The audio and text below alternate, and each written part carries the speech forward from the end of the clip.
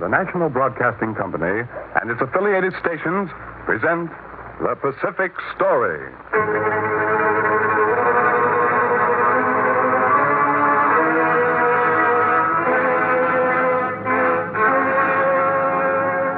In the mounting fury of world conflict, events in the Pacific are taking on ever greater importance.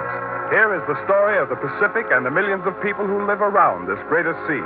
The drama of the peoples whose destiny is at stake in the Pacific War.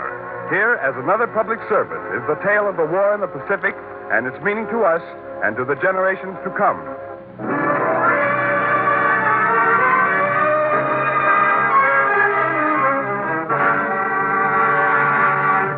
Japan's Highway of Steel.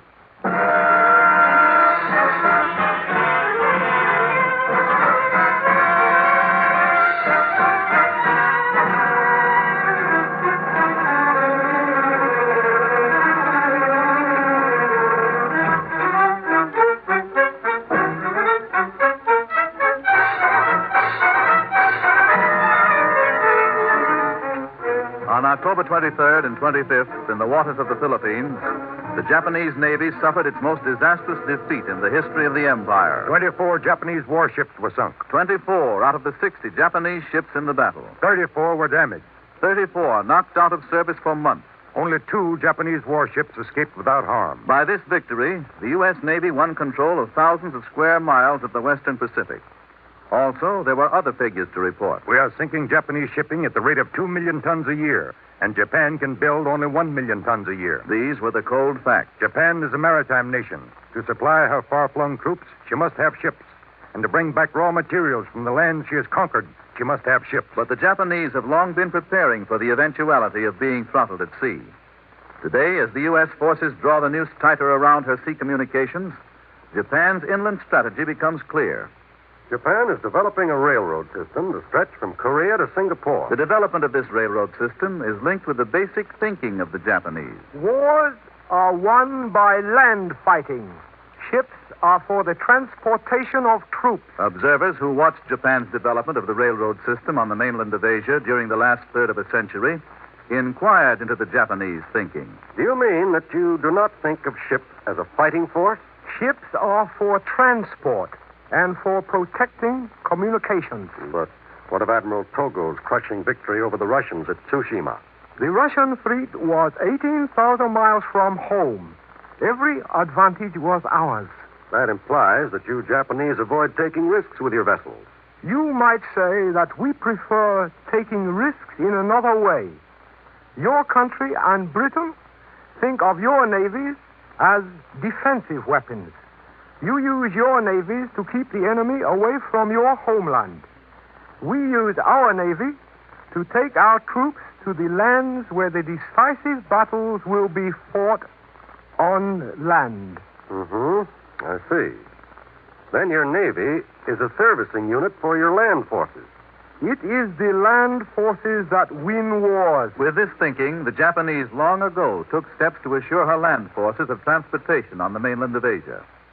After Admiral Togo had destroyed the Russian fleet, the Japanese took over Russia's leases of Port Arthur and Dairen in Manchuria.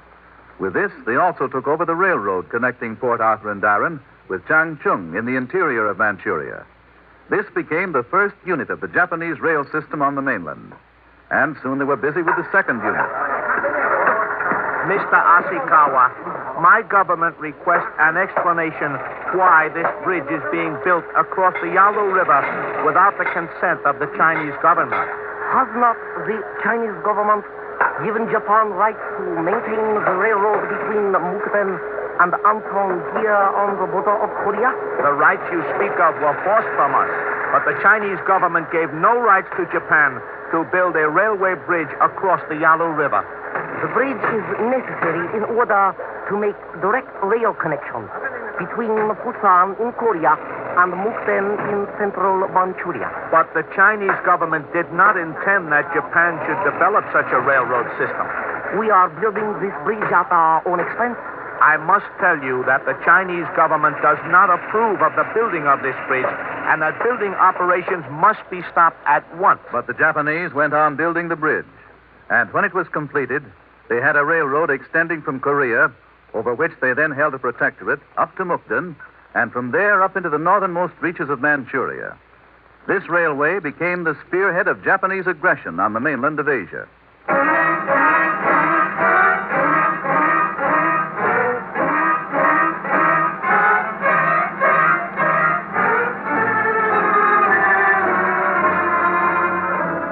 The South Manchuria Railroad, which the Japanese now control, is a desperate threat to us here in China. I say that we must develop a railroad of our own and a seaport to supply it. You have recommendations to make? Yes. Look at this map of Manchuria. Yes? We will develop a port here at Hulutao. That is very close to the Japanese-controlled Beiping-Mukden Railroad. Less than 10 miles.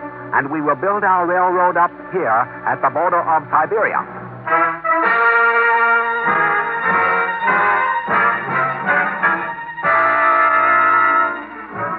British and American bankers offered to finance the development of the port at Hulutao and the railway to Siberia. But the Japanese were not caught napping. Is it not true that China has a treaty with Japan concerning such a development? The secret treaty you refer to was wrung from China by force. If China should proceed with this project without referring it to Japan, it would be difficult to estimate the seriousness of the trouble that might result. The Japanese forced the Chinese to drop their project. Then the Japanese planned their own railroads in Manchuria and North China and had China build them and help pay for them. We will, of course, advance the money for the building of the railroads. The Japanese advanced the money, but their purpose was clear. In effect, Japan's got a mortgage on those railroads. And that isn't all. The Japanese saw to it that the railroads were built where they will do the most good in time to come for the Japanese. The Japanese were looking ahead to the time when they would need and use those railroads. And meantime, they lost no opportunities. In World War I, Japan came into the war on the side of the Allies and seized Qingdao. She also seized the Kiaochao-Tinan Railway.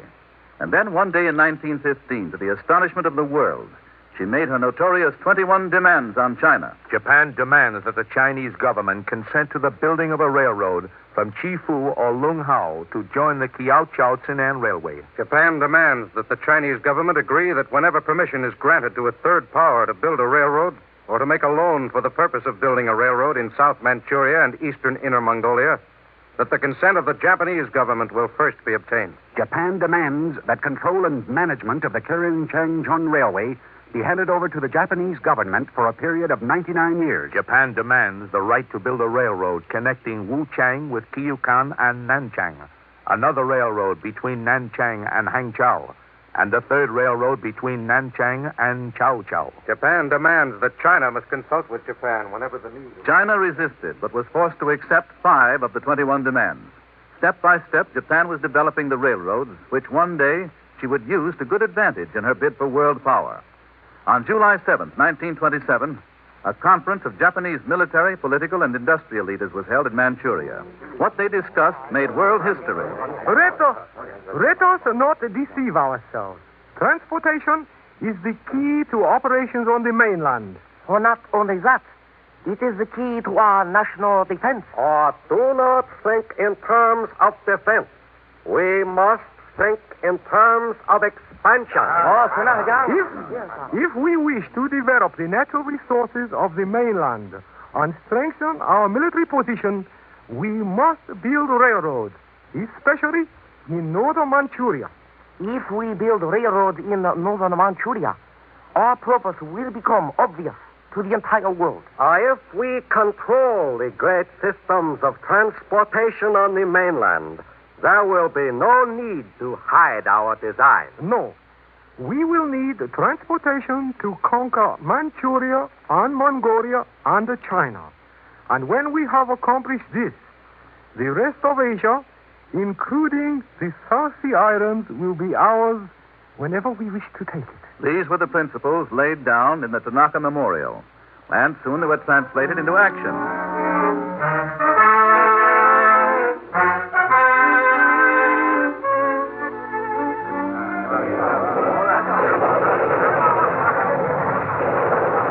September 18th, 1931. The Japanese today attacked the Chinese at Mukden and are now fanning out to occupy all of Manchuria.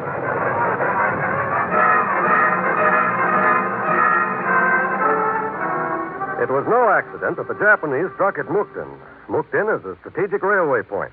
By the time they struck, the railroads they'd so long been planning and having the Chinese build were ready for military operations. The Japanese took all of Manchuria. Now they had their railroad system from Korea up into Mukden, and from there to the important points of Manchuria. Watch Beiping next. Observers on the scene saw this coming. The blow fell where they expected it.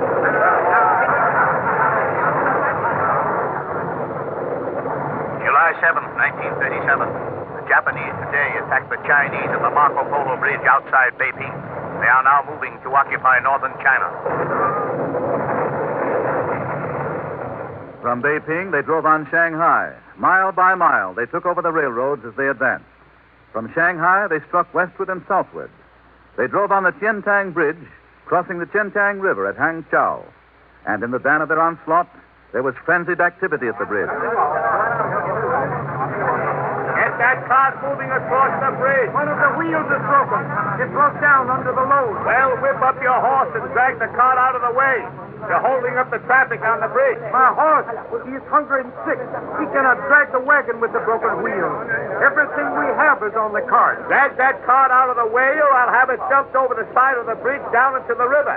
Now move. My horse cannot pull it. Here, you. Hey, help this man tie a plank under the broken hub of this cart here. And the rest of you men, help them drag it across.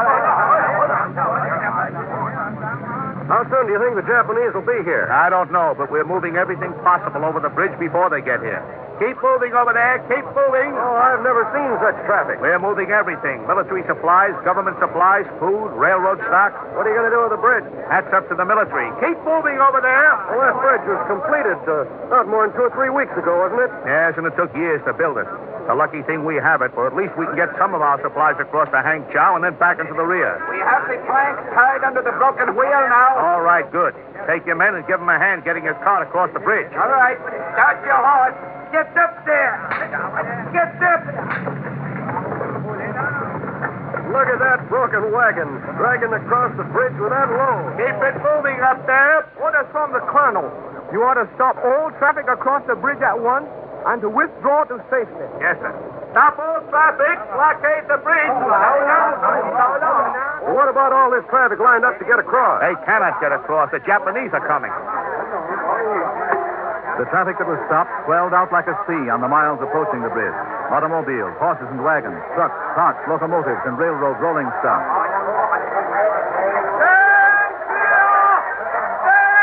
Stand clear. Stand clear.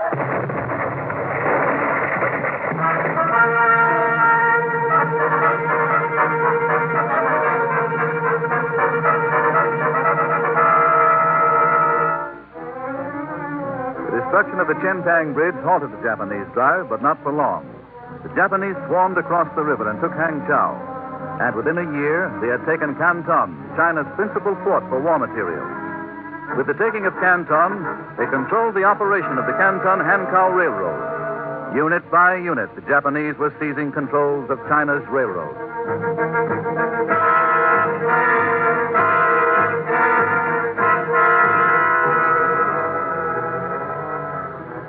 Canton had fallen into Japanese hands, and Hankow and Nanchang, and with them went their railroads. We have now been at war more than a year, and it is now clear that the strategy of the Japanese has been to paralyze us by seizing or controlling our railroads.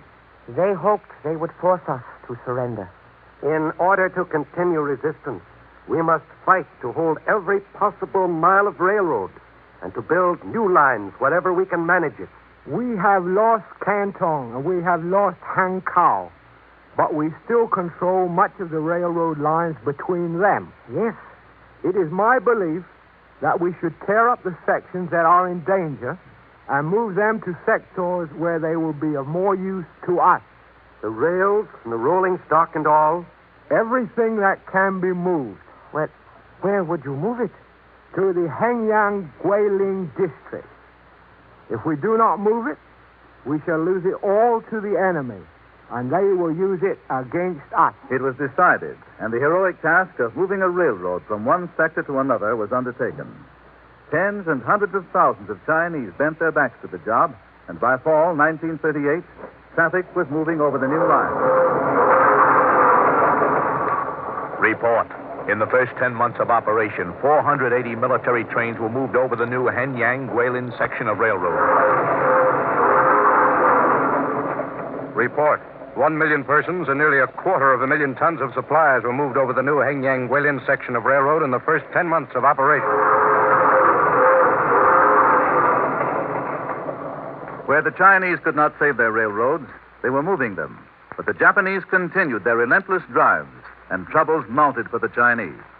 Since the fall of Canton, we have been bringing war materials in through Indochina. But today we have been informed that the French are not in sympathy with transshipping through Indochina. Have they stopped our shipments? Not yet. While there is still time, we must build a railroad of our own down to Indochina. The plans were worked out, but the Japanese continued to swallow up China's remaining railroads. By the middle of 1939, Japan controlled most of the railroads from the north of Manchuria down through North China, down to the southern port of Canton. By the middle of 1939, the Japanese had seized 80% of the 11,000 miles of railroad that China had at the opening of the war. By the middle of 1940, the situation was still worse. Strong units of Japanese troops landed at Haiphong, French Indochina. Well, they're landing a lot of Japanese. What are they going to do? Take over Haiphong? The Japanese have come in to prevent Haiphong from falling into the hands of the enemy. Whose enemy? France has been out of the war since June. But Indochina is not at war with China or an ally of Japan. We are not in a position to prevent the Japanese from landing here and at Honai. Oh, at Hanoi, too, huh? What about the airfields at Tonkin? The Japanese are also in control of them. Oh, looks to me as a bystander that the Japanese have taken control of all northern Indochina. These are protective measures. Mm-hmm. What do you suppose this will do to the Yunnan Railway into China? The Chinese are already tearing up the section of the Yunnan Railway nearest the Indochina frontier. Well, these troops coming ashore here have cut off just about China's last outlet to the outside. There is still the Burma Road. But the Burma Road was not a railroad. And soon it, too, was closed. And while China, shut off from the world, struggled to carry on her war of resistance, the Japanese efficiently supplied their front over the railroads the Chinese had so laboriously built.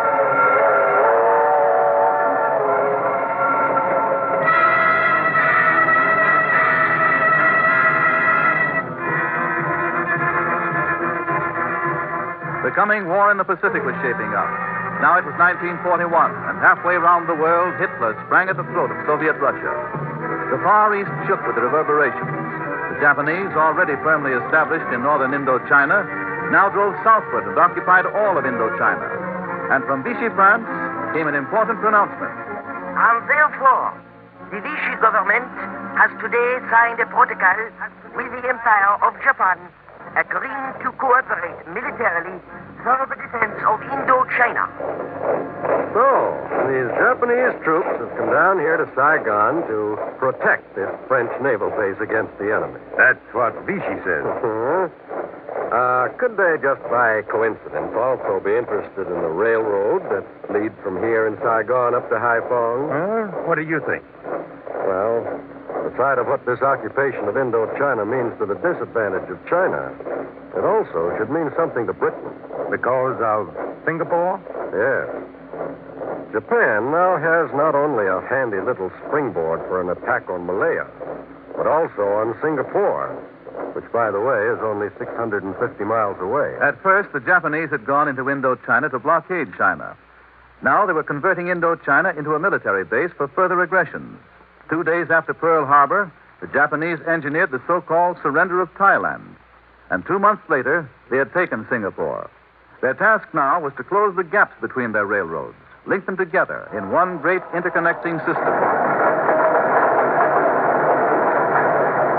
But while the Japanese were forging their overland railroad corridor on the mainland, they were losing at sea. Forward torpedo room. Make ready bow tubes. Tubes ready forward, sir. 014. 014. 020. 020. 010. 010. Fire 1. 1 fired, sir. Set up on number 2. Number 2 ready, sir. Fire 2. 2 fired, sir. Bullseye. We got him again. Set him up in the other alley. 17 more Japanese ships have been sunk in enemy waters by American submarines. This brings the total number of Japanese ships sunk by American submarines to the 9,000, 8,000, 7,000, 6,000, 5,000, 4,000, 3,000, 2,000, 1,000. Here she comes, Nips.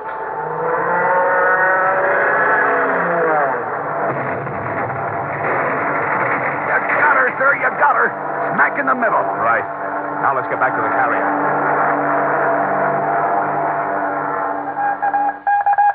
14 Japanese ships were sunk and 17 damaged in the heavy strike made by American bombers from the... Throughout 1942 and 1943, U.S. land and sea forces attacked Japanese shipping and inflicted staggering losses. Look at this.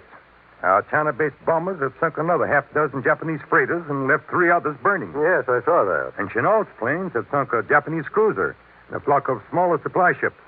We must have sunk a couple of million tons of Japanese shipping. Yeah, we have. Maybe 2.5 million tons. I can't see how Japan is going to make up those losses. Chances are she can't. She can't build much more than 1 million tons a year. Well, then when we get her shipping whittled down a little more, all we're going to have to do is to throw a blockade across the South China Sea and cut off her communications to her troops in the South. Oh, we can probably do that in time. But that'll not stop the Japanese operations on the mainland. And that is our big problem. As the U.S. Navy carried the war deeper and deeper into the Western Pacific, into the waters of the enemy, Japanese sea losses mounted still higher. But meantime, in China, it was becoming increasingly apparent that Japan's inland strategy was paying off. By the spring of 1944, the objective of Japan was clear: to cut China in two. And to this task, she committed her best trained, her most efficient troops.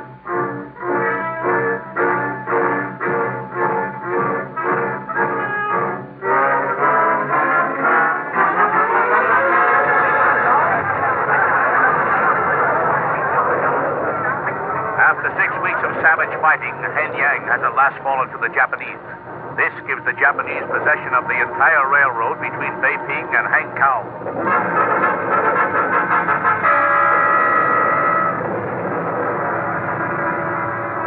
Since the fall of Henyang, the Japanese have advanced with a powerhouse drive, taking city after city. Their immediate objective now appears to be the closing of the 60-mile gap around Guilin.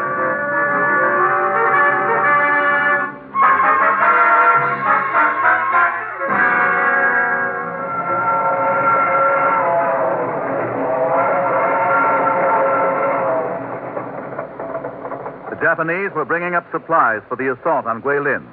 Success here would not only close the gap between the railroads, but it would mean the wiping out of the strong U.S. air bases at Guilin.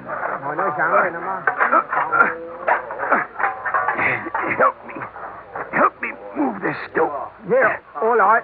Let me get hold of it here. Now. Tip it over.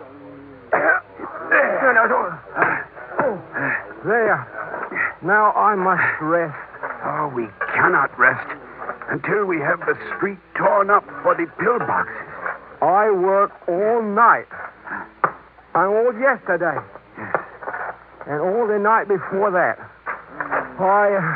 Everyone is working. Look at the hills. How they are being fortified. And the barbed wire stretched out everywhere the Japanese could come.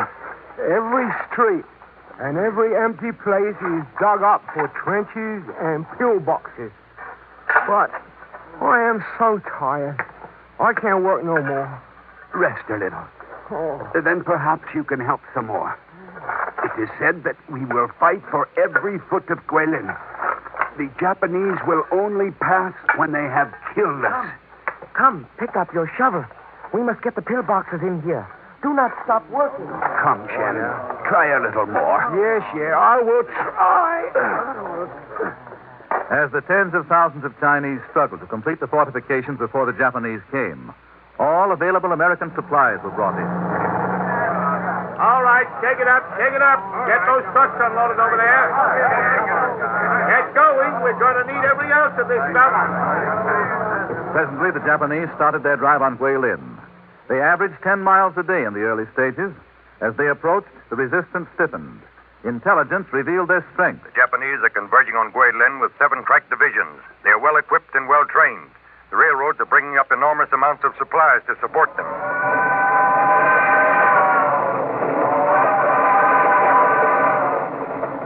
From the U.S. air bases, there was an almost continuous traffic of warplanes taking off and returning from missions.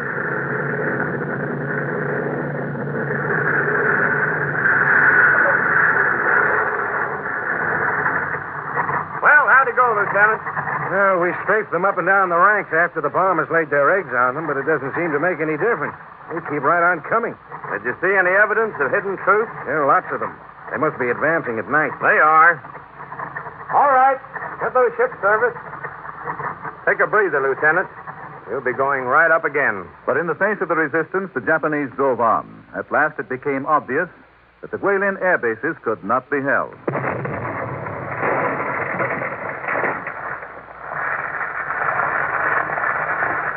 It took us more than a year to accumulate those supplies. Every ounce is flowing in over the hump. And there it goes, up in smoke. Ill-equipped, the Chinese resisted to the last. Behind the Japanese, as they advanced, the railroads brought up more and more reserves, more and more supplies to feed into the battle.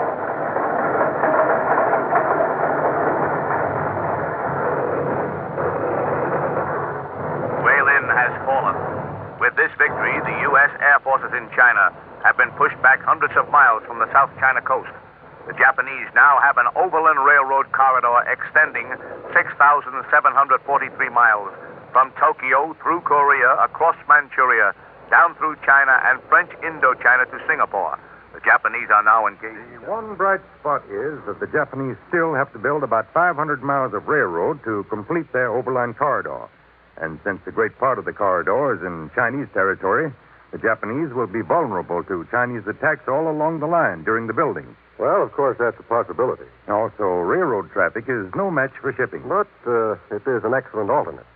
And there's still another advantage the Japanese have in this railroad system. In the operations in the islands, in most cases, the Japanese were not able to reinforce their troops, not able to keep them supplied once we landed. But on the mainland, it'll be a different story. How strong would you say the Japanese land forces are in China? Oh, it'd be difficult to say accurately. But there's reason to assume that she has at least 4 million combat troops in China and probably as many or more in reserve. Well, if she can keep them supplied, she has a definite advantage. With her railroad, she's able to dispose her troops quickly and keep them supplied. So even if we should destroy her navy and throttle her shipping, Japan would still be able to offer enormous resistance with her highway of steel.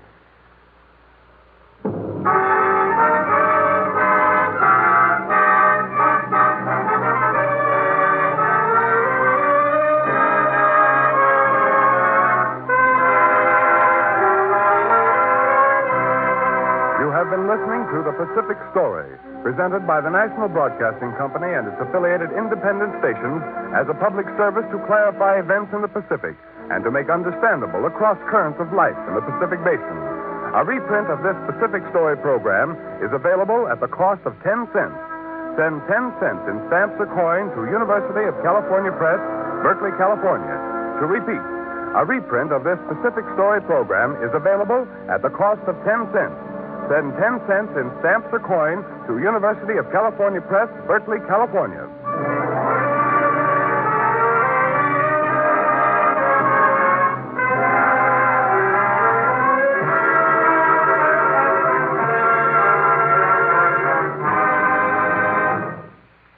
The Pacific Story is written and directed by Arnold Marquis. The original musical score was composed and conducted by Thomas Peluso. Your narrator, Gayne Whitman. This program came to you from Hollywood. This is the National Broadcasting Company.